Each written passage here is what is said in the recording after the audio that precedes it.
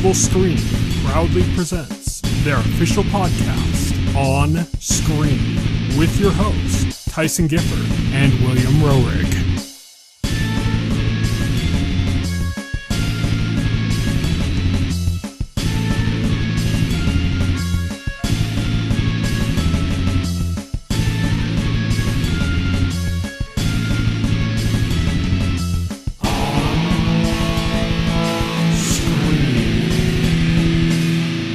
Hello, everybody, and welcome to On Screen, the official podcast of the Total Screen. My name is Tyson. My name is Will. And today we've got a few news stories. We got some stuff to look forward to on the horizon. We got Moon Knight's penultimate episode to discuss and full spoilers. And then we are going to do our first edition of Tier Time, where we are going to rank the MCU movies. Let's kick things off with our On Beat segment.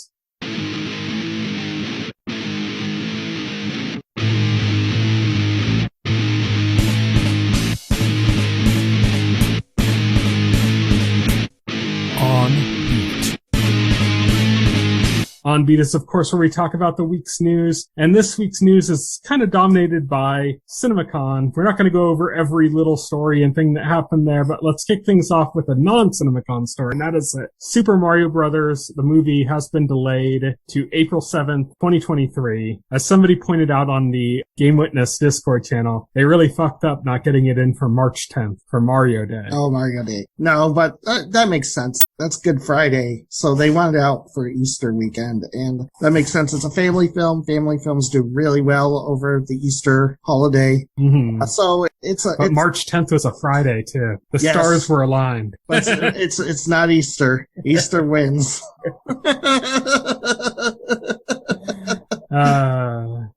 Yeah. So is there going to be there's going to be religious connotations in the movie? No. I mean, Chris Pratt. Yeah, Chris Pratt. Yeah, it was delayed. I don't think it's surprising. I don't really care.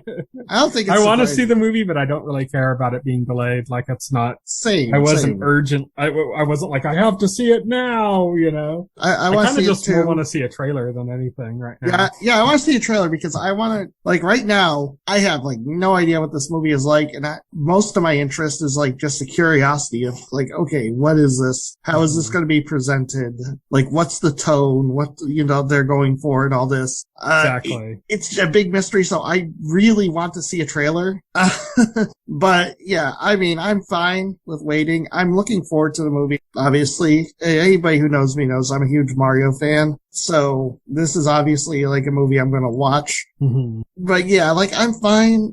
It wasn't something I was I'm dying to see. You weren't biting your nails. You weren't at the edge of your seat in anticipation. Like I say, I'm more dying to see a trailer to see what this is going to be like. Cause right now I can only imagine. Yeah, exactly. And it's a lot of controversy about Chris Pratt doing the voice of Mario and stuff. And it'd be good to kind of put that to rest. All the speculation about it and just see it. Exactly.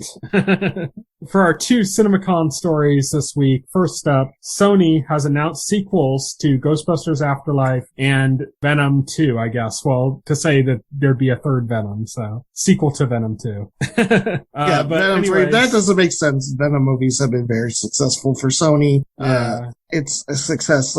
They haven't been able to replicate that success with Morbius, but I mean, that should be obvious. Venom is Venom, one of the most popular Spider-Man villains of all time, and Morbius is, nobody knows who Morbius is. And Ghostbusters Afterlife was good. The problem is Ghostbusters Afterlife was a major part of that was a big nostalgia play. It's so weird. And I can't imagine them continuing that so much with the second one, It's so weird to me.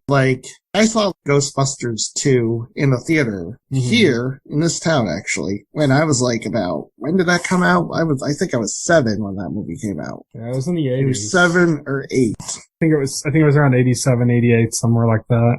Okay, June 16th, 1989, according to Wikipedia. So that would have made me freshly 8 years old. I would have turned 8 that month.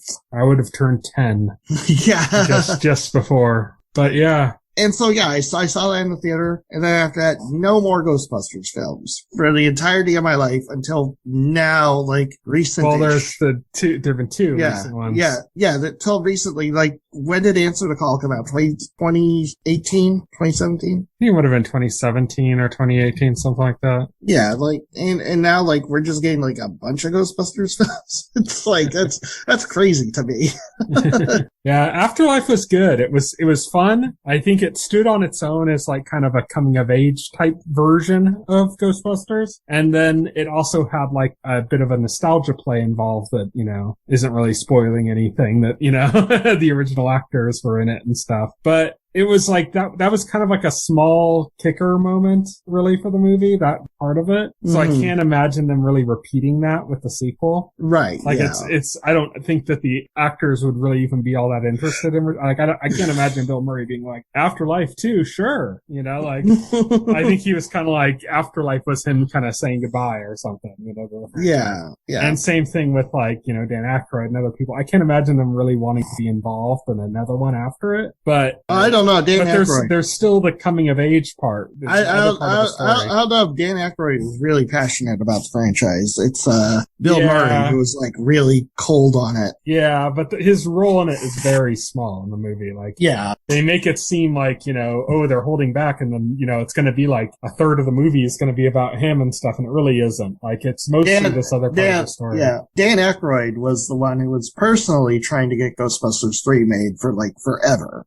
But, like, I just mean, like, I can't imagine them really wanting to follow that direction with a sequel to Afterlife, based on the way Afterlife was. It wasn't really about that. I get what you're saying. I get that. Yeah. But, I mean, it'd still be I still like that aspect, but I can't really imagine it just being as successful as Afterlife was, because everybody kind of knew that aspect was what Afterlife was in Afterlife, and that's why a lot of people went to that movie. And I can't imagine them really wanting to continue that part. Like, it just wouldn't make sense to try to do it again. So I think they're just going to be kind of following the main part, which is good for me. I enjoyed it. I just don't think it's going to have as much of a draw. Yeah. No, I get what you're saying. But that's it for that. Let's move on to our next story, our last story actually, which is that Warner Brothers has announced a sequel to The Batman, with Pattinson returning as Bruce Wayne / Batman. This was also announced at CinemaCon. Also not surprising news. The film did very well at the box office. Warner Brothers is obviously happy with the returns. We're going to do a full spoilers on The Batman in like a week or two. I don't know if we're going to do it next week, but we're going to do it either next week or the week after. Then you'll get our opinion. Did we like it? Did we hate it? Ooh, tune in. I talked about it briefly when I had seen it, but not in full spoilers. Like, I didn't go over in details. But we're going to do that, in like a week or two. So stay tuned for that. But that's not really a surprise. The Batman did well. It was not only did it do well, but it was well received, and it was really good, and was a good template to kind of start a new Batman franchise off of. So yes, it is. Batman has consistently always been a huge box office driver for Warner Brothers. Yeah. Historically, the Batman films did very well. The only outlier is Batman and Robin, but that's because that was a fucking terrible movie. Yeah. Well, Batman Forever would have been too, except that it was still riding on the Tim Burton coattails. It did, but it actually outperformed Batman Returns. Yeah, but that was because it was riding on. Yeah. Like, people weren't thinking, oh, this third movie's the start of the Schumacher Batmans. They were saying, oh, this third movie's the next Batman movie. Yeah, exactly. And then they saw it and were like, ugh. And then Batman and Robin did. I think that's a sign, because people have to see something to know it's horrible. You know what I mean? Right. And they saw Batman Forever and then decided not to see Batman and Robin. Batman and Robin was actually worse than Batman Forever. Oh, yeah, definitely. Yeah. But, but my point being, it's just that I think a lot of the failure of Batman and Robin is because of the people who saw Batman Forever. Yeah, I think you're right. They were like, I don't want to see this shit again, And that was it. But the Batman's good. We're going to discuss that later. That brings us to an end to our On Beat segment, our short On Beat segment. And now we're going to move into On the Horizon.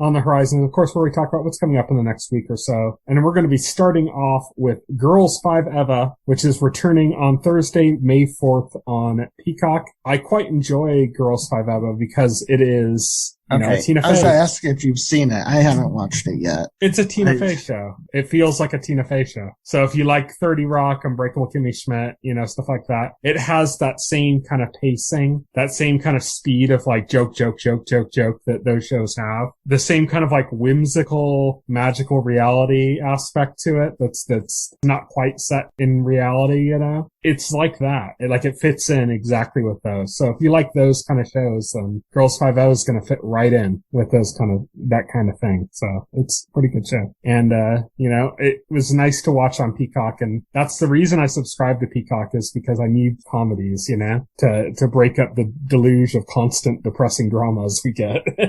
Right. Oh, yeah. Need the occasional comedy. And comedy is definitely something that's very needed. Yeah. And so Peacock's like a good source for that. So that's the one thing I always recommend. Like, I know a lot of people don't like Peacock, or they joke about Peacock and stuff. It's like, there's actually some good comedies on Peacock. Girls Tina Fey is like, her stuff is some of my favorite stuff. Of course, it's all produced by NBC. Yeah. So it all feels like NBC comedy. Right, like, if you like NBC comedy, then you'd like a lot of the Peacock originals. Killing it. Just finished on Peacock. Kimmy Schmidt, even though that was on Netflix, it was produced by NBC. Yeah, definitely. Next up, we have the Pentaverate, which is coming on Thursday, May 5th. That is on Netflix. It's a miniseries. This is the one with Mike Myers playing like 8 characters. Oh, okay. That was the one that, we watched, the weird trailer for, before. Yeah. I want to say, it's good to see Mike Myers back in action, doing his thing. It's been a long time. Yeah. But also, that just looks weird. I don't know what to make of it. Yeah, it kind of does have that 1990s Saturday Night Live sketch turned into a movie kind of vibe to it, Right, yeah. Which could be good and it could be bad. Some of those turn out well, some don't. But it's Mike Myers. I'm going to give him the benefit of the doubt. Right, yeah. So that's on Thursday, May 5th. Next up, we have The Staircase, which is a miniseries also coming on Thursday, May 5th on HBO Max. Have you ever heard of The Staircase? Because there was a documentary. This is literally the first time I'm hearing about this. So there was a documentary that's really popular amongst true crime fans, called The Staircase. And this is an adaptation of that. So this is the documentary was the actual telling of what happened. And then the miniseries here is the TV series version. Mm-hmm. So that's coming. If you're into true crime, it was a pretty big one, pretty popular documentary. So that'll be a fun one. Sounds interesting. Then also on Thursday, May 5th, Star Trek Strange New World starts on Paramount Plus. This had a hell of a trailer, considering how Star Trek stuff has been suffering on Paramount Plus. Yeah. Yeah. I mean, I saw the trailer. I was impressed. This looks like classic Trek all the way. It's centered around Captain Pike, who I know they brought more to the forefront in Discovery, but it's really freaking cool to have a Captain Pike show. Yeah. I think. I forgot to say, with apologies to Koenig. Yeah, with apologies to Koenig, yeah. That's something I didn't think was going to happen. So I'm kind of excited for this. I'm going to be checking it out for sure. Yeah, I mean, the trailer looks pretty good for it. It's just a matter of it, how well it's going to end up holding up in practice. I told my dad about this show, and I got him to subscribe to Paramount Plus, so. Right. So that is Thursday, May 5th on Paramount Plus. So this next one I put on here for you. This is RiffTrax the Game. Yes. And it's coming Thursday, May 5th on PS4, Xbox One, PC, and Switch. Do you know anything about this? I heard it's a good time. I don't know anything about it. So RiffTrax the Game. Well, you know RiffTrax, right? I vaguely know about RiffTrax. I know it's kind of loosely connected to Mystery Science Theater 2000. Well, RiffTrax was some of the same people, but not in universe. Some of the like the second host of MST3K, the second host, and then a couple of the voice actors who did the voice of robots. Some other people. After MST3K was canceled, a while after, they set up RiffTrax as an online thing where they independently just create, and the idea is it's kind of like a director commentary track on a DVD. You just play it alongside the movie. You play it alongside the movie. Yeah, the way they get around, because they can't just release movies with their commentary, obviously. So the way you get around is they do the commentary track, and then you have to play it alongside the movie, which you've legally purchased. Yeah, you just sync them up and... Yeah. It's kind of like the Dark Side of the Moon with Wizard of Oz thing. Right, yeah. and you know, it's a really cool idea. It kept the spirit of MST3K alive while it was dormant. What's with this game, though? Okay. Is it kind of like a You Don't Know Jack style game, or? It's simpler. So what happens is you have like about 250 movie clips from the RiffTrax library. So I'm thinking these were like very easy to license very cheap and easy to license movie clips. It's not going to be clips from Harry Potter or some shit, I don't think. You know, they mention Attack of the Super Monsters and Plan 9 from Outer Space. So think more of that. So what you can do is you've got two options. You can write your entirely original riff on the fly and watch it come to life in the game via text-to-speech technology, or you could choose from over 2,000 already recorded riffs from the RiffTrax team. Huh. Yeah. So it's kind of like not really a game. And then you play head to head with up to 6 players, you using your phone or tablet as a controller, just like You Don't Know Jack. Or the Jackbox games. Yeah, the Jackbox games in general, yeah.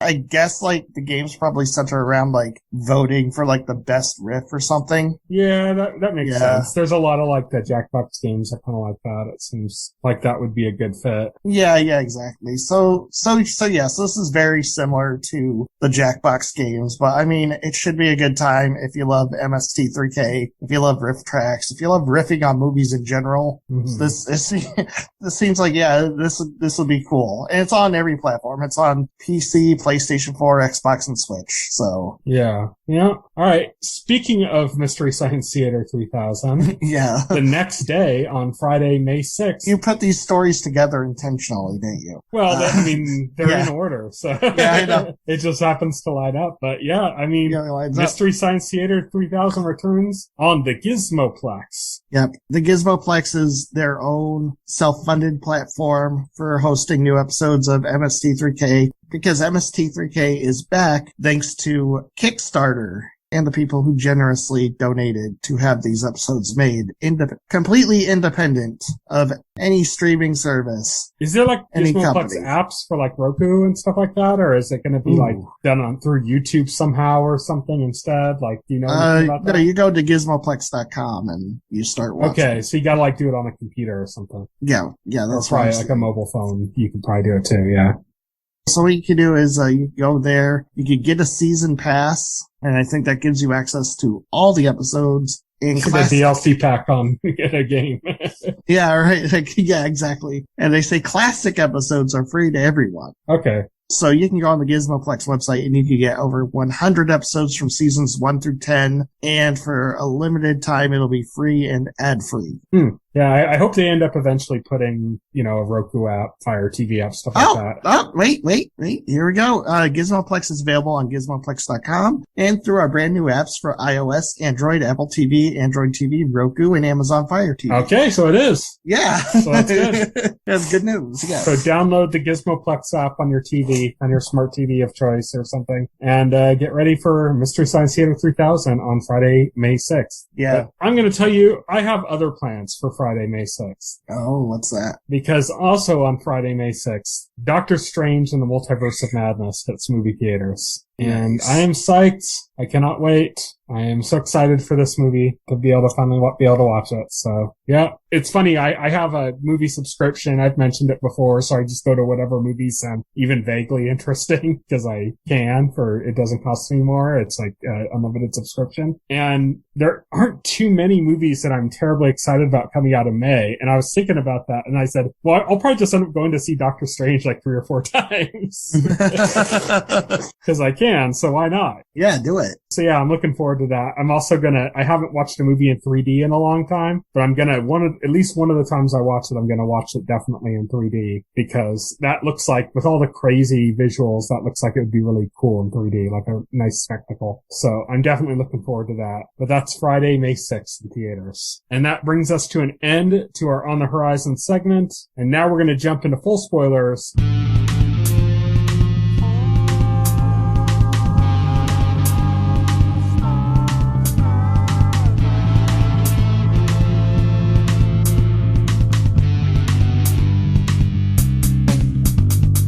The penultimate episode of Moon Knight, episode 5, Asylum, which featured the return of the series main director Mohammed Diab, who did pretty much all the best ones in my opinion, episodes 1, 3, and 5.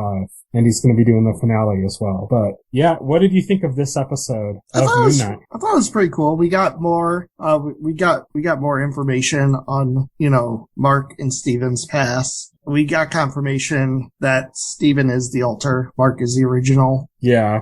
From this. Yeah, definitely. We got to see how that happened, with the trauma that came to, which is very reminiscent of not exactly, but very reminiscent of Mr. Robot. Yeah, where we find out, because of an accident. Trauma. Yeah, childhood trauma. Because of an accident, Mark's brother ended up dying, and his mother blamed him and regularly beat him. Mm-hmm. And he created Steven as an alter to kind of protect himself from that.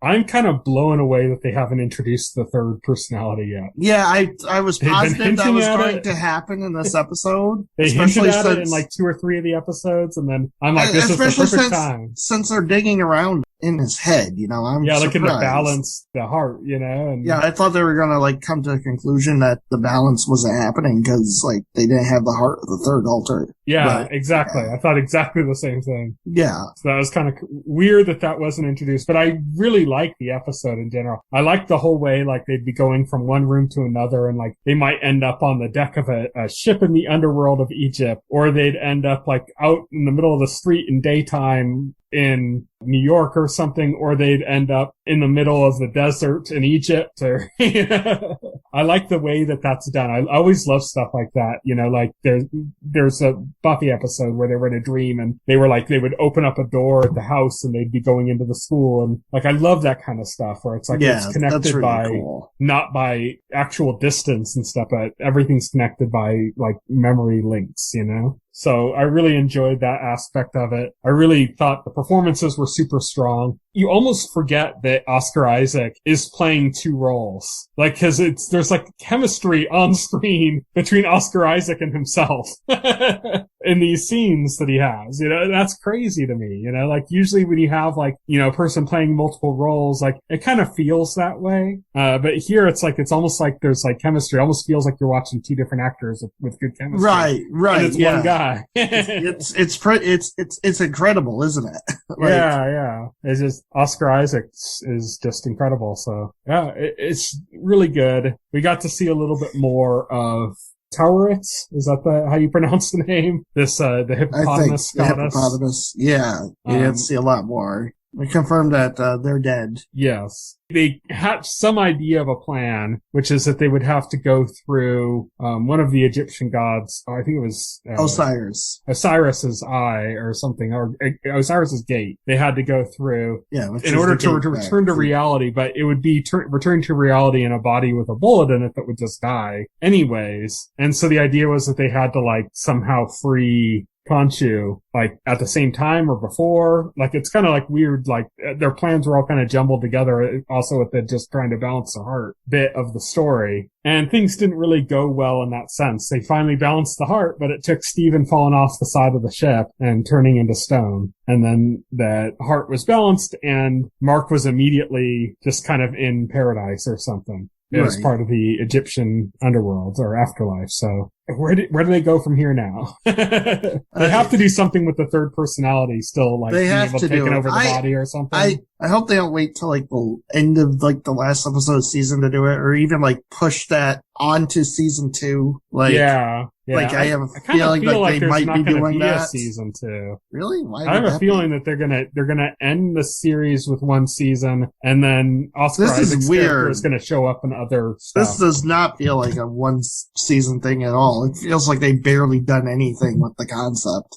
Well, I think they're going to use the character in other stuff. I think they're going to do a Midnight Suns, and he's going to be involved in that. I think he might be connected to the Blade movie when that comes out, or I think we might even see him in Werewolf by Night. This just doesn't, with one episode left, this still doesn't feel like a complete thing in the way that Hawkeye felt complete, or Falcon and the Winter Soldier felt complete, or even WandaVision felt complete. This doesn't. So it'd be weird if this was the only season of Moon Knight. Yeah, like I said, unless they just have him popping up in a bunch of MCU stuff afterwards. Right, yeah.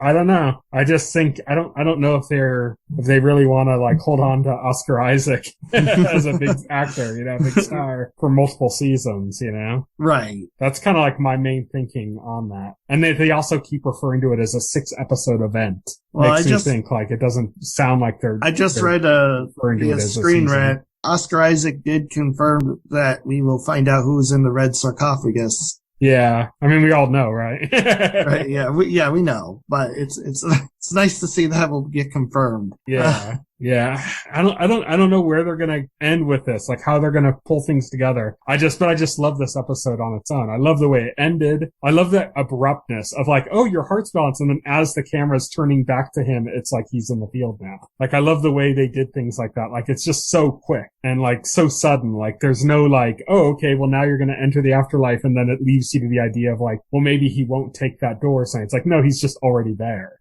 Right. Yeah. I like the way that was portrayed. I like the kind of sad side of Steven just being left in stone in the middle of the sand, I think I'm a sucker for the gut punch moments, the things that are like sad or bittersweet, so I like those aspects of it. And like I said, this is the director that did the first and the third episode, the one that really stuck with all those kind of transition moments between personalities. And we got to see that here as well when we saw, the alters kind of showing up for the first time or Mark, Steven showing up for the first time, and the way it would flip back and forth between them trying to deal with their issue and find out what happened and balance their heart, but with also Mark in severe denial and constantly like launching himself back into the false reality where he's a patient getting care from Arthur Harrow. Yeah. So I thought all that stuff was really cool and really well done. And what ended up happening to cause Steven's creation is kind of about what I expected to have happen, based on things that they were kind of hinting at before and the relationship with the mother that they were kind of hinting at before. But it was all just really well done. Like, even the beginning of the episode, they had the scene where like the mother was like screamed at him, and then it immediately cut to the Tower Ray as she was like screaming back when they were screaming. And the way they did that cut really quick to just give you kind of like a hint of like, oh, there's going to be something going on with his mom, and then went back to that later in the episode. I thought that was really cool too. Yeah. Oh yeah. That was really cool. A lot of cool moments in this episode. Yeah. I mean, it was interesting. We seem to have lost Steven at the end of the episode to the sands of the bad place. I forgot what the name of it, but it's fine. in the underworld, the Egyptian underworld. Yeah, the Egyptian underworld. Yeah, we seem to have lost Steven to that. And Mark is in the land of reeds, which is like the paradise. So they're separated now. And so that complicates things even further. Mm-hmm. They gotta bring in that third personality. They gotta play. That's gotta be the key thing that brings them back. That's right? gotta be the key thing. I mean, something has to, because like we got an hour left to resolve this. We saw that Arthur Harrow has apparently resurrected his god. Oh yeah, bodies are dropping in the underworld like crazy. Yeah, bodies are dropping to the underworld like crazy. So he's already executed his plan. And that makes sense. So yeah, they gotta do something. Yeah, definitely. I'm excited. I can't believe there's only one episode left. Yeah. I while I was watching this episode, I kept checking the time. Like, I kept hitting down on my Roku remote to see how much time was left. Cause I'm like, geez, it feels there's a lot that still needs to be said. Yeah, how much time do I have left? Yeah. Well, when Mark ended up in the land of reeds, and then it just ended, I was like, I had to do a double take because I was like, wait, what? It's over already? Yeah. The thing was, when I was checking the time, it wasn't because it felt like it was taking too long. It was because I kept going like, God, there's been a lot happening in this episode. Yeah. But there's still a lot more that needs to happen. Yeah, exactly. There's still a lot more ground that needs to be covered. Yeah. So I kept nervously checking oh, please don't say that we only have a minute left. Please don't say it's almost over. I ended up liking the end of the episode, the way it ended up. It just feels like there's so much more to do. Yes. So I'm wondering how they're going to play out. I think a lot of the Marvel Disney Plus shows have kind of had a bit of a rushed ending. So I'm hoping that that's not the case here. But I mean, it's kind of unfair to hold that against it before it's even aired. Yeah, I mean, we'll judge it when it happens. Yeah, but that's it for full spoilers. And now we're going to move on to our first introduction of a new segment that we have, and that is Tier Time.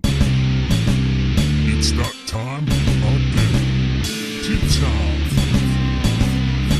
Best of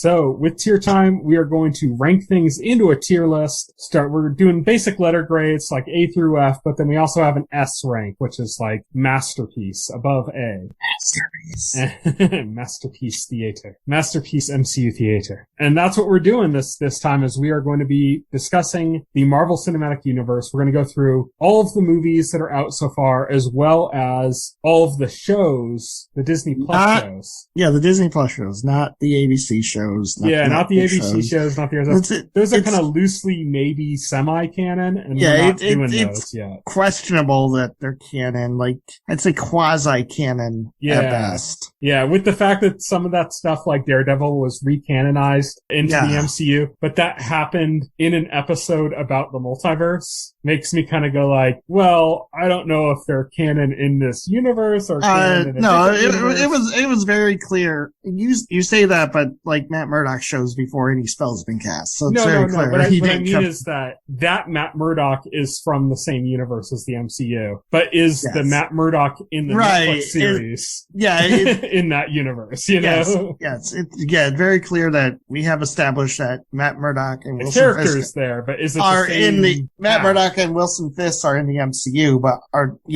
did the events of the Netflix films happen in the MCU too, or that's still a question mark. Exactly. I mean, like, J. Jonah Jameson is also in that, but he was, and was in it in the last movie as well, but he's a different J. Jonah Jameson than he's clearly not Spider-Man universes, Yeah, he's clearly not the Sam Raimi J. Jonah Jameson. Exactly. So we don't quite know, and because we don't quite know, and because that, and also just for the sake of simplicity, I mean, let's be honest, we're going to be doing our Tier Time focusing on just the movies and the Disney Plus shows that have been certified as canon. And that's what we're going to be going over. Yeah, I don't want to do like a million TV shows anyway. So there's that. All right. So what we are going to do now is go over this tier list. Can you see it on your screen now? I brought it back up. I can see up to phase 3. Okay. Well, I'll scroll when we get to this. Okay. All right. So we're going to go through each phase in order as stuff came out. And at the end of each phase, we're going to take a moment to kind of go over and see if we want to make any changes that we already put on there. Like, we might look at it and go like, I don't know why we have this in this tier with this other that doesn't belong there. We might want to move things around a little bit. So let's kick things off with phase 1, Iron Man. So where would you place Iron Man? I'm thinking initially B tier. I think B tier is a good position. I think it's, its importance to the franchise, obviously. It kicked off the MCU. It was a very fun movie. It established Tony Stark. Robert Downey Jr. was very enjoyable in that role. I'm going to be honest, Robert Downey Jr. made that movie. Like his performance made that movie. It was a fun movie, established the tone of the MCU, what you can expect from the MCU early on. They don't manage to be that consistent throughout phase 1, but it's one of the better phase 1 movies. Yeah, I think B tier is a good position. Yeah. I'll agree with that. How about the next movie in the MCU, The Incredible Hulk? C. I think I would push more for D. It's been a while. I don't have too much affection for this movie. You could put it in D. It's okay. It's serviceable. Yeah, I think it's one of the worst of the MCU, but I like pretty much all the MCU. Right. So I think for the MCU, I think it would be D tier. Let's go with that. Yeah, you can. And we can adjust it if we need to. I'm not attached to Incredible Hulk. You're like, no, that is S tier all the way. Yeah. Iron Man 2, that's D tier. Yeah, I agree. Iron Man 2 is D tier. Just wasn't that great of a movie. How about the first Thor movie? That's also D tier. That was kind of boring. I don't know. I think the second Thor movie would be more like there. Like, I think I would put Thor. Ragnarok would be like F tier.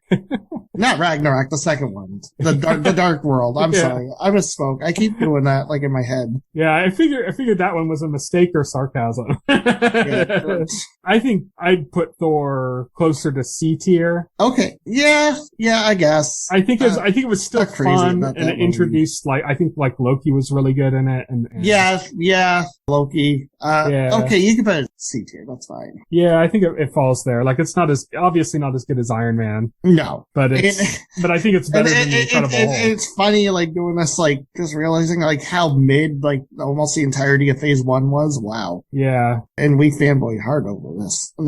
This next one I might put higher though. This is A tier. Yeah, I agree. A-tier. Captain America: The First Avenger. Yeah, that's probably really liked that. Yes. I really liked the man out of time kind of story too. That ended up the movie ends on. Yes. And ends on. It's not a man out of time story for 90% of the movie. Yeah. But we get to meet that. We get to meet that man who will be out of time, and it's such a founding block for his story in that sense. And it was really good. I think they did a lot really well. There's a lot of things that are played throughout the Captain America movies that started there that were very intentionally set up, the shot with him grabbing the garbage can thing and saying, I could do this all day, when he's still Skinny Steve, Right. And that kind of becoming a trope that goes through his franchise, and it just feels so complete with the rest of the movies, Yeah, definitely. I love that movie when that came out. Yeah. So that's A tier. I'm also gonna say Avengers is A tier. Yeah, I'd agree. Avengers for its time would have been S tier, I think. First time, but only because it was the first time we ever got all these heroes together in a feature film. And that was something that we've never seen before, That was a crazy. That was something you could only dream about in the 90s. Yeah, that was a history making step. Yes, but with how far the MCU has come since then, it doesn't. It's not so special anymore. Yeah. Yeah, exactly. It's not S tier because it's not so special. It's special the first time you've seen it, but there's 4 of these movies now. So. Yeah.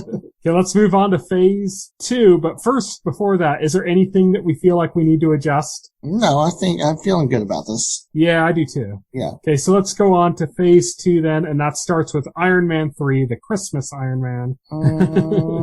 This is a hard one because there's things that I really like about this movie. Yeah, and then there are things I really dislike. Make it very unmemorable too. But then at the same time, also, I think that the only way you can follow up Avengers is by going smaller and more personal. And I think that's what Iron Man 3 did. I'm going to say C tier. Yeah, I wouldn't fight you on that. I think that's about a good place for it. I think it's C just pushing to get to D. Whereas Thor's C pushing to get to D, Right, Iron yeah, Man 3 is C pushing up to B, but not quite there, Yeah, that's what I'm thinking. Yeah, there's so much of the movie. There's some stuff I like, other stuff I like. They gave Iron Man a kid sidekick. I thought that was kind of corny. He'll be Iron Lad though, right? Yeah, Iron Lad. The whole deal with the Mandarin, I was okay, yeah, but that paid off in Shang-Chi. So, but still, even with that payoff, it just wasn't that great. Yeah, so C's fine. Let's go on to Thor 2. I think this might be a first for one of the tiers on our list. Yeah, this is definitely F tier. This was just a bad movie. I don't know. Yeah, it was troubled. Even before it came out, there were all sorts of reports coming in about story problems and stuff. They had a great actor playing the villain with nothing to do. Yes. That was a shame. Yeah. Well, let's move on. And the villain was also so unmemorable. Yeah. They just didn't do it right, Oh God. This is S tier. Our next one here, definitely, yeah. This will be our first S tier. Captain America, the Winter Soldier. I still think this might be my absolute I love this favorite. Movie. This is probably the entire MCU. This isn't just a great MCU movie. This is a great spy thriller film. Yeah, it's a 70s style spy thriller. It's espionage. It's great.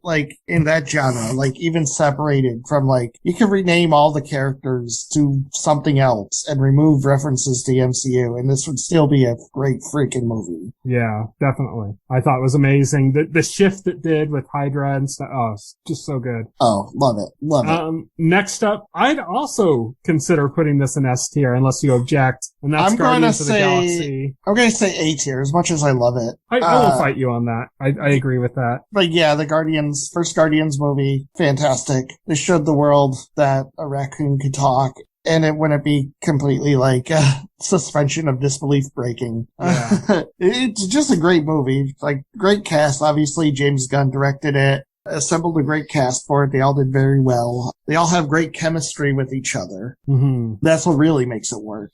Yeah, definitely. Guardians of the Galaxy I thought was really good. Like, I think if this was my personal list, I would put it S tier. But like, I'm not going to fight you on that. Like, I can agree that I'd drop that down to A tier. I'm still happy with that. Next up, Avengers Age of Ultron. Where would you put this? B tier. I didn't like it as much as the first Avengers. I'm gonna be honest. Yeah. I'd almost put it down to C tier. A lot of people, I know, like, talk to people, there are people who like Age of Ultron better. I just felt like it had its moments. It was just off for me. All the farm stuff was really kind of boring. Yeah. The weird Thor going off, having visions of Ragnarok stuff just felt completely out of place. This is actually, isn't this the movie that initiated the whole, like, you know, pushing Perlmutter out of the MCU decisions? Wasn't this kind of like where that came from? It might have been. I don't remember. Yeah. I think it was idea. Because this is where there was a big arguments between like Joss Whedon and Kevin Feige and I think like Perlmutter where like he was like basically forced all that like Ragnarok stuff in there, I think. Mm-hmm. Yeah. And both Joss and Feige, I think, didn't want that, and that's what kind of initiated all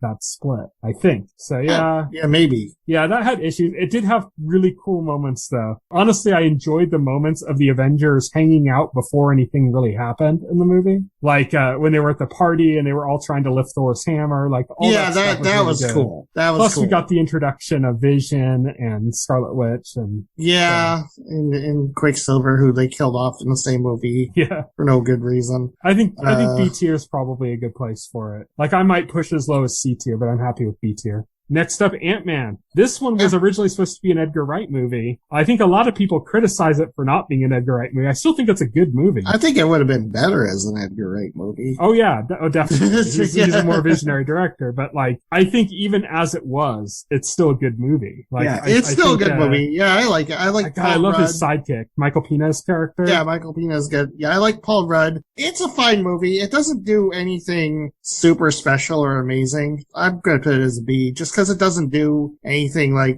it doesn't change the formula. It's very formulaic as far as MCU films go. Mm-hmm.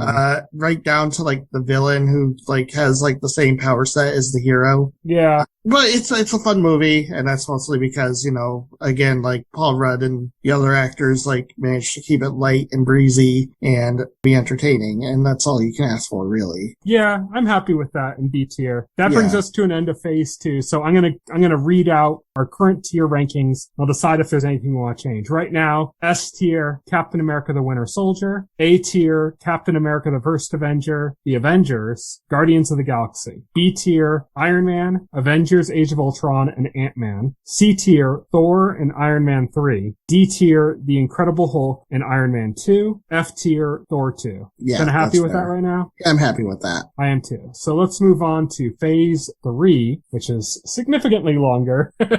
Yeah, more movies than phase 3. Captain America Civil War. Oh, I'm going to say A tier. I would not put this S tier. I don't think it's as good as Winter Soldier. No, it's not S tier. Yeah, it's A tier. I'm going to put A tier. Yeah, I'd agree with very that. Good I was movie. a little let down just because Winter Soldier was so good. But like on a rewatch, it's still a really good movie. It's just, it's not as good as Winter Soldier. So I agree with that. How about Doctor Strange? That's almost like a C tier, I think. I think that fits pretty snug in B tier. Like, it feels like it fits with the original Iron Man. Yeah, it does. Age of Ultron, man. Like, it kind of feels like doesn't really do anything amazing, but it's just thoroughly entertaining. Yeah, it's entertaining. Benedict Cumberbatch is great in it. It doesn't do anything special. It's pretty formulaic. That's how I felt like when I was sitting in the theater. I didn't come out of it feeling like I saw something life-changing or anything. It was kind of like watching Doctor Strange was kind of a moment where I'm start being cognizant, like, okay, I'm watching another Marvel movie. Mads Mikkelsen, I was really disappointed with him in this movie too. I'm he gonna be had one honest. Great line. Yeah, they had that whole thing where he was like, where he's like strange, and he's like, maybe, but who am I to judge? Yes, they didn't do much with them, and that was disappointing. Definitely. So yeah, that's my take. Yeah, I agree. Like, it kind of feels paint by numbers, but it was still like really entertaining and visually really interesting. Yes, and so I think it still holds. I think it holds snugly in that B tier. But yeah, it is like that could have been like an A tier, you know, like if it just was a little bit more inspired, you know, which I think the next one is probably going to be an S tier based on how I feel things are going to go with that one. But, not the next movie on our tier list. I mean, the next Doctor Strange movie. Oh, maybe. It's possible. That feels like it has S tier potential. It has potential for sure. Let's do Guardians of the Galaxy Volume 2 though. S tier. You think so? Yeah. I thought this was a fantastic film. I thought this I liked the first Guardians so much more than this one. Really? Yeah. I felt like this took everything that was great about Guardians 1 and took it to next level, especially like theming it very strongly around family. Yondu's sacrifice at the end of the film is probably one of the most emotional moments in the history of the MCU. Like, easily. I thought it was a great moment, but honestly, like, even though you don't even know the character that well, in the first Guardians, like, when Peter has the moment where he didn't, like, grab his mom's hand, and then at the end when they're all sharing the Infinity Stone, and he sees his mother and reaches out, like, to me, that, like, made me cry. Or, like, when he got the second tape, you know, from her. Yeah. Oh, yeah, I'm not going to argue that the first movie didn't have great emotional beats either. Yeah. I just felt like that was fantastic. The way they did it, and the way, like, they driven home that Yondu was more of a father to Peter than, like, Peter's actual father. Yeah. I don't know, like, I think Guardians 2 had a lot of, like, really goofy bits that I wasn't really into. Mm-hmm. It had a lot that I liked, obviously. I like pretty much everything James Gunn does, and I think that it still holds up as a really good movie. I don't like it nearly as much as the first one, I think. Okay, so you want to put it in A? Unless you really want to fight me on it. If you really I'm not going to fight you. I'll put it on S tier, but I'm not going to fight you. Like, but I feel like this is not fighting things. I think it. we can come to a consensus on A. Okay, let's go with A on Guardians of the Galaxy 2. If you want to move the first Guardians to S tier, I won't fight you on that. No, I'm fine. It's a compromise with us. Okay. You hold one above the other, I hold the other above the one. and we compromised out. I think that's fair. Yeah, that's fair. Yeah. Next up, Spider-Man Homecoming. I really dig it. I dig the, I dig that. What's it, John Hughes-esque quality to it, you know? Yes. It's not too terribly exciting, but it does have that really cool moment of the villain reveal being the dad. Was like, the theater gasped when I was like watching that. Yes. Oh, yeah. And Michael Keaton, of course, just in general is great, you know, and he elevates anything he's in. It's just like, I watched this and I thought, this is a good movie. Like, it has everything. It has Michael Keaton as his villain. I love Tom Holland as Spider-Man. I love his Spider-Man. All the parts are there.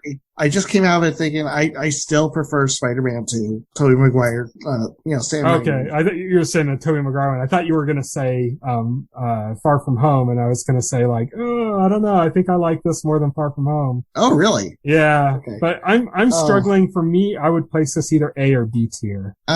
Yeah. Where would you? Would you go with B tier, I'm guessing? I'm going with B tier. I'm cool with that. I can go with B tier. All right. Next up, Thor Ragnarok. That's A tier. Yeah. The bordering on it, maybe even S tier. Yeah, I don't think it's quite S tier, but it's up there. It's like the top of A tier, I think. This revived the Thor franchise. You know, like, it was clear after The Dark World that Thor was in need of emergency resuscitation, and leave it to Taika Waititi to come in and just bring this. Like again, we're looking at the tier list. Thor 2 was an F tier. Thor 1 was C tier. Taika brought Thor into like an A-tier Marvel franchise. And the new one, Love and Thunder, looks even better, I gotta say. I think my one complaint, I think Ragnarok is a little bit sloppy as a movie as far as like the arts, but what's there is so good that to me like A-tier feels right. Like it feels like it's nipping on the heels of S-tier, but it's not structurally sound enough to be an S-tier. Right, yeah. Next up is Black Panther. I think this is actually quite a bit lower than where a lot of people would rate this. I think it's solid B.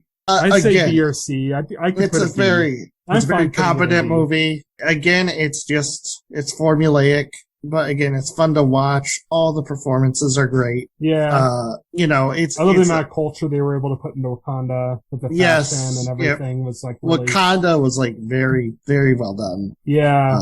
I have a lot of issues with it, but I think in general, like, I'm happy with B tier. Yeah, same. All right. Next up, Avengers Infinity War. Now, how do we want to do this? Because Infinity War and Endgame technically are a single movie. I think they feel like different movies, like they're continuations, but they feel different enough. Is like tonally, they feel different enough. Right. Honestly, like I'm getting ahead of myself, but I think they're both S tiers. Ooh, okay. I think Infinity War was like an accomplishment at how much they were able to, like, they had so many characters and they were able to make each one have its moment and pop. I think Infinity War's S tier. I'm not sure about Endgame just because, like, I wasn't really on board with the time travel stuff.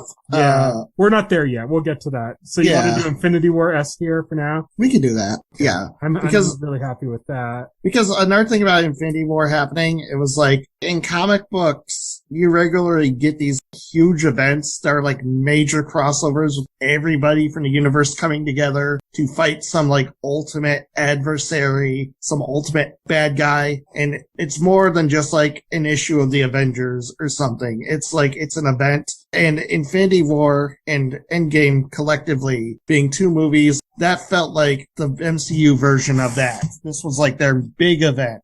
Yeah, definitely. It was really strong, and just the way they were able to make so many characters shine. And the fact that it was like an impressive feat. And the fact like this is what the MCU up until that point was building up to, like teasing with little Easter eggs, little references to the Infinity Stones and stuff throughout the entire thing. So, it was the culmination of the entire first two phases. Yeah. Let's go with Ant-Man and the Wasp. I think this isn't as good as the original Ant-Man. I think the villain's kind of boring. I agree Even more boring than the first villain, I think. Yeah, I agree with that. It's probably a C for me. Yeah, I think C's a fair fit. I'd even go as even be a D, but I think... Yeah, what do you think, D or C? Let's do D. Let's do D. D. Yeah, I agree. Now, Captain Marvel, controversial. I think a lot of people hate it and a lot of people love it. Where do you place Captain Marvel?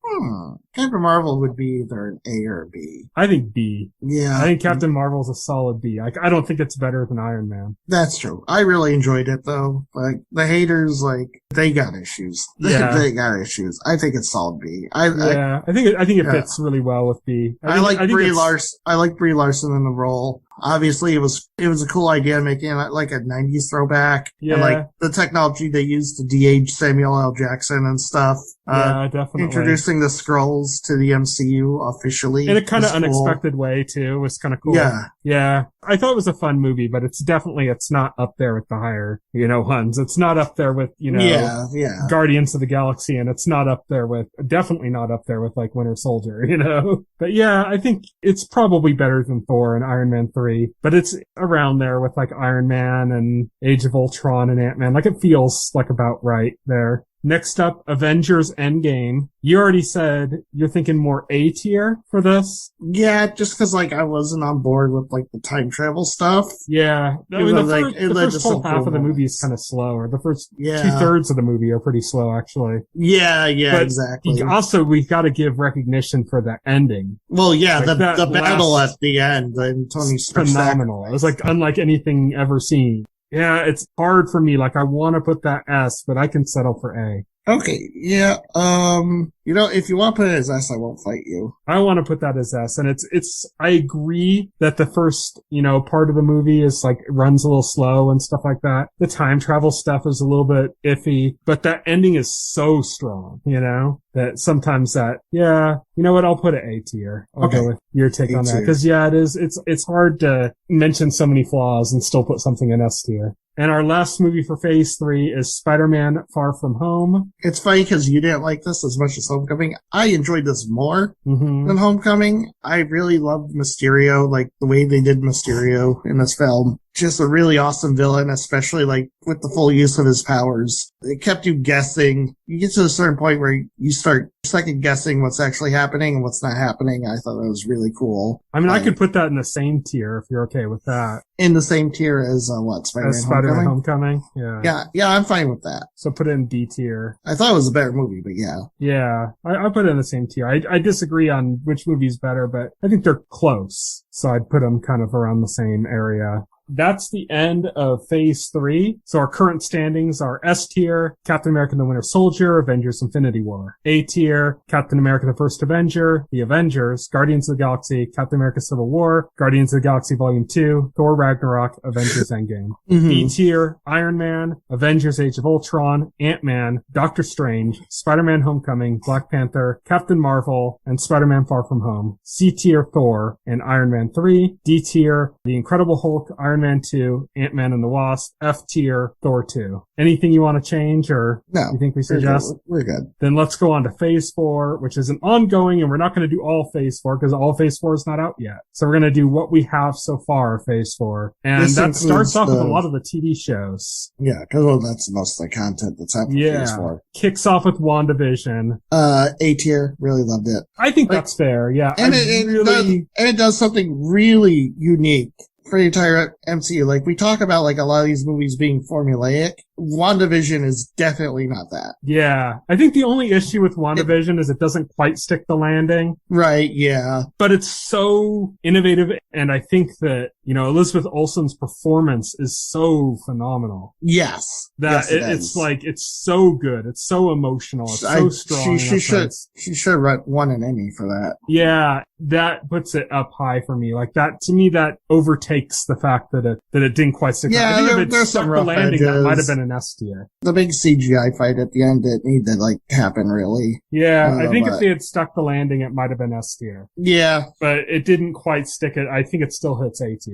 I feel good with that. Next up is Falcon and the Winter Soldier. I feel less about that. B tier. It was fine. Yeah, I think that's fair. I think there are a lot of people that really hated on it. There's a lot of stuff I liked about it, though. And I liked that it was really kind of digging into the relationship between Sam and Bucky and just kind of the responsibility of the shield and what that means and stuff. Yeah, and what that specifically means to somebody like Sam, and, digging into the implications and all that. Really cool, really good stuff. So I'm pretty confident with that being a B. I'm happy with that in B tier. I feel like it's low B tier. Like it's scraping on the bottom for C tier, but I still think B tier feels right. Yeah, it's not a true B tier, C tier though. Yeah. Loki, I enjoyed it. A tier. Loki, yeah, I'll agree with that. Oh, and Wilson, come on. It's not as good as WandaVision, I don't think, in my opinion. No, it's not. It's not. But still, it's a good, low A tier. Yes. And they added, Owen Wilson, and he was also fantastic. Definitely.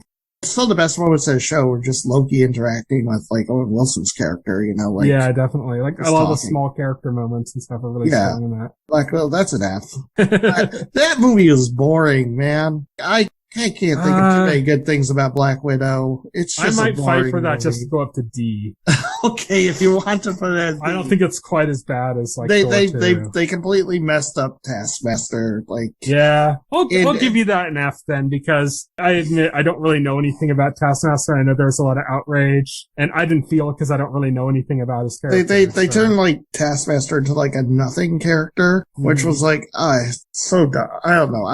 I like Florence Pugh. That's how he pronounced her name. Yeah. I liked her. I liked her character. And Red Guardian were both really great additions. Yeah, were great additions. I loved them. They were fantastic. It's just a boring movie. Had a boring villain. Not too much good I can say about it. All right. How about another F tier? Yeah, What If was F. That was the big disappointment for me. I was expecting a lot more out of What If, and it just didn't deliver. Yeah, that feels solidly F tier for me. Shang-Chi and the Legend of the Ten Rings. The first big, real, non-prequel-y movie for Phase 4. This would have been my favorite film of Phase 4 if Spider-Man didn't happen. So this feels solidly A tier to me. Yeah, that's an A tier film for me. It has one of the best the fights. Hell out of it. It has the best fight choreography of the MCU. God, that bus fight is fantastic. That bus fight is oh my god. Yeah. Yes. Yeah, Simu Liu is great. a great addition. Aquafina and him are great. It has one of the most like complex villains in the entire like MCU. Oh, definitely, yeah. They fully realized him in a way. I didn't think they were going to go as deep as they did on him. And, you know what? Eternals, I'm not going to be a super hater. I'm going to put in D tier. I know I wasn't super impressed by that movie, but I don't think it's enough. Better than those though. Look at what's in D tier. It's Incredible Hulk, Iron Man 2, that's Ant-Man the Wasp. I think it's better than those. That's true. I don't know. You can put it in C tier. You okay with C tier for that? I'm okay with C tier. I'll go with C tier for that because I just think those other ones are really I was tempted to say F, but it's not F, if I'm being honest. It's not F. It got a lot of hate. I think the climate makes it feel like it's an F tier, but I think it's much higher than that. It's just like a very flawed movie. Yeah, I think it feels good with like Iron Man 3. But yeah, it didn't outright bore me like Black Widow did, so I guess that had it going for it. Continuing on with probably in the lower tier groups, how about Hawkeye?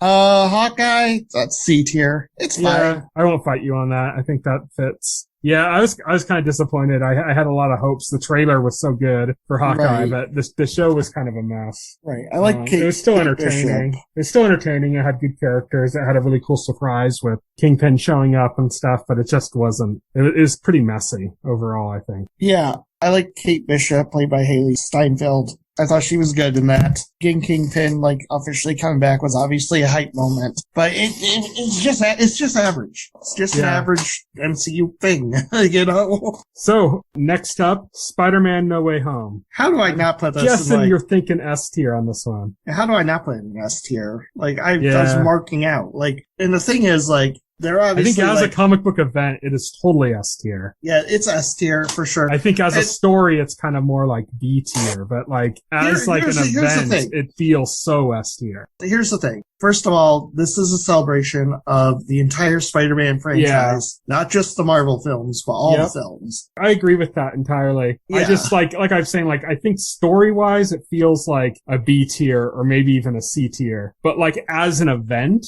it totally feels like an S tier. Like also, I'm going to go so far as to say is the way they did it doesn't entirely feel like they're just pandering. The characters actually show up. They actually get meaty roles in the story. They don't show up to say, "Oh my God, remember me," and then disappear for the rest of the movie. Yeah, I mean, I have, like I said, I have some issues with it as like a movie, like as a 3-act movie. This is the movie where Tom Holland's version of Peter has his tragedy occur. Yeah, and this is like you get to see the turn where he goes from being a teenager to like actually being, with great power comes great responsibility, Spider-Man. Yeah. I mean, and I think that's I wouldn't put this below A tier, but it struggles for me between A and S because S to me is like masterpiece. And I think that like there are some issues with, and the same reason why I was cool with putting Endgame down in A tier. There's some issues with. Okay. If you want to put it in A tier, we can do that. I can accept that. I can accept that it's flawed. I think that's where I feel more comfortable with it. If you're just judging it based on like an event, like if we're saying the hypest MCU movies or something, I would say S tier, you know? Yeah. But it's just, as a movie itself, like without all of that, to me, it's like C tier. And so like, I think it's such a spectacle that I would go high A tier, but I don't think I can feel comfortable putting it S tier personally. I would do it if you really feel that strongly, but like, I think A tier feels better for me. No, it's fine. A tier is fine. All right. And that's only one left, and this is still going. So anybody we got one episode. So like, how can I possibly rank this? I haven't seen the last episode. Tyson. Yeah. What if this drops the ball in the last episode? What if the last episode they just run Thor: The Dark World? Yeah. And call it the last episode of Moon Knight? Then I'd have to put this in F tier. Well, here's what I would argue. I think that just as WandaVision dropped the ball in its final episode, I don't think a series is made of its final episode. Like I think like we've had 5 excellent episodes. Well, like 3 really excellent episodes, I think, and 2 pretty good ones. episodes. And we've had some really cool storytelling, some really cool ideas presented in this, some really like cool ways of challenging it. Amazing performance by Oscar Isaac and other, performances too. Ethan Hawke's great in it as well. I was worried he would be kind of like a one note, like not taking it seriously kind of performance. Right. And he seems like did a really good job. Really seriously, yeah. Yeah, so it's like, I think that even if they completely drop the ball, it would only maybe drop like one rank for me. And this isn't the finality of our MCU tier time list, No, we'll obviously going to be more, and we'll adjust it if it needs to be dropped. We're going to be ranking more films as they come out. Well, not as they come out, but like, I think like when we have a decent number of future films to go through. Yeah, once we have a few more, we'll revisit the list. We'll adjust things, not just add new stuff to the list, but like make some adjustments as well. But I think right now, Moon Knight with 5 episodes in, I feel like it's up there with WandaVision and Loki. I think it's a lot better than Falcon and Winter Soldier. Yeah, no, it is. For me, it is. Definitely. I'm comfortable with putting that in A. Yeah. Okay, let's do Moon Knight in A tier. I'd love to see more action, but yeah, it's fine. Yeah, the story's so good. I think the costume is amazing too. Yes, it is. And Oscar Isaac just is really, I think with somebody else, also with something like, strong. Although with stuff like, Spider-Man, like No Way Home and Moon Knight, I also like worry about the effect recency bias might be having. Yeah, that's definitely true. Yeah. I think I'm happy where it is now, though, and we're going to revisit this list eventually. Mm-hmm. But, yeah, definitely. And at that point, we might drop it lower on the list. That's the good thing about revisiting a list, is that we can kind of adjust as we go. But for now, I think it feels good there. I'm really enjoying it. I'm like surprised, like this last episode that we talked about in this podcast, it was really surprised me. Like I really enjoyed it quite a bit. Yeah, it was a really cool episode, for sure. Yeah. So I'm definitely like, I feel comfortable in A tier. It might drop when we do our next visit. Yeah, I feel happy with that. So let's go over our list one last time. S tier, masterpiece, is Captain America the Winter Soldier and Avengers Infinity War. And you might think, that's 2 movies, because Masterpiece is a really high bar. Yeah. A tier. Now, this is probably our largest tier, but this just shows, it fits. We like MCU. We love the MCU. Yeah, exactly. So, you get the really good MCU movies. This is where they place. So, A tier, which is for great. We have Captain America, the First Avenger, The Avengers, Guardians of the Galaxy, Captain America Civil War, Guardians of the Galaxy Volume 2, Thor Ragnarok, Avengers Endgame, WandaVision, Loki Season 1, Shang-Chi and the Legend of the Ten Rings, Spider-Man No Way Home, and Moon Knight. Yeah, and those are the A tier, like the stuff in the A tier and the S tier are the ones that I can go on and on about. Yeah. For my love for those films. Exactly. Now we have B tier. These are the movies that are like, they're good, but maybe they've aged a little bit, or they've entertained me, but I didn't walk away with super strong feelings. Yeah, we're not excited to rewatch them as much. Maybe the exception of the original Iron Man, just because that was one of the first ones. Yeah. And in B tier, which is for good, we have the original Iron Man, Avengers Age of Ultron, Ant-Man, Doctor Strange, Spider-Man Homecoming, Black Panther, Captain Marvel, Spider-Man Far From Home, The Falcon and the Winter Soldier. Yes. I think that's a good place for those. I think so too. And then we have C tier, which is average. For average, we have Thor. Yeah, these are films I'm not dying to rewatch anytime soon. Yeah, it's kind of okay. Yeah. Thor, Iron Man 3, Eternals, and Hawkeye. And then D tier, which is meh. Yes. This is the meh category. We have The Incredible Hulk, Iron Man 2, and Ant-Man and the Wasp. And F tier, these are movies I would actively avoid. Actively avoid. Never watch these again. Yeah. Thor 2, The Dark World, Black Widow, and What If Season 1. Yes. Which, by the way, had one episode that I would totally put S tier. It was a great episode. But it doesn't save the show. It doesn't save the show. No. Yeah, there's one great episode that I would say, this is an S tier episode, and then the rest is just really bad. Yes. So yeah, oh god, that zombies episode. Oh, I was looking forward to that too. That's the sad part. That was bad. So that is our MCU Tier Time version 1.0, the April 2022 edition. we'll revisit this list once we've built up some more stuff. And if the speed stuff's coming out, we might revisit it in like less than a year. You know, the amount of stuff coming out. Let's give it at least like 2 years or something. Let's try. But I mean, if there's like 20 new things by then. Well, if there's 20 new things, then that works because there were 33 things for this one. So true. Yeah. There's so much coming up though, but we will revisit this eventually later as more stuff comes out. But until then, that is it for our Tier Time segment, and that is it for our show. So thank you everybody for listening. You can follow us on Twitter. I'm at Tyson Gifford. Will is at Voxel Hero. You can check us out on SoundCloud. You can check out our website, thetotalscreen.com. If you go to thetotalscreen.com and open up one of the container stories for a podcast, it just says like podcast episode and headline. Click on that, scroll down to the bottom, you can see like all of our social links and everything that you might need there as well. So when I say like you can check us out here or there, you can just go there and see everything. You know, it's probably the easiest way to follow us on any platform or something. So check that out. Leave us a comment, good, bad, or indifferent, any way you can. Best way is probably through Twitter. That's like the easiest way to just kind of reach us. But that's it. So thank you everybody for listening. Good night. Good night.